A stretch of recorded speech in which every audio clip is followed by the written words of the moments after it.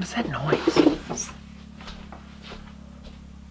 I don't know if you guys could hear that, but that was a smart car. There was one parked right out front. Jeez. You'd think they'd be quieter than that.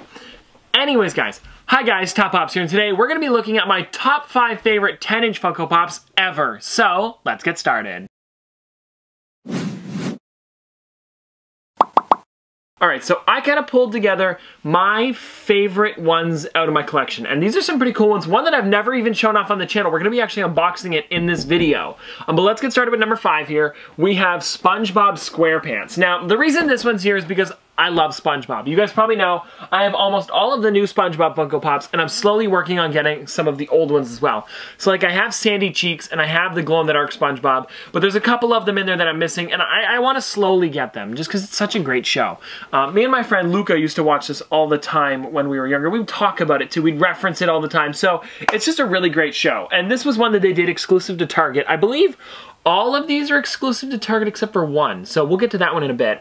But this one right here is so cool. So it's the normal SpongeBob pose as well. So with the new figures that came out, you couldn't really get just a normal SpongeBob, so this was the way to get it. I mean, the difference between this one and then the smaller version of him, the original one, is that this one's got his hands to the sides like this, where the first one just had him to the, out, kind of. These ones are on his hips, that one's out. So very similar, but then they also redid the entire sculpt, so his mouth looks a little bit better.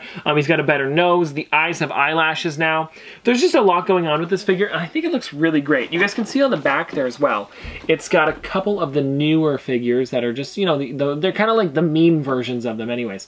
So there's like, I believe it's Ballerina Squidward, Imagination SpongeBob, and then that one is like, I don't even know what you'd call that, Patrick, because he just says something, I don't know, he nails the board to this head, but I don't know why.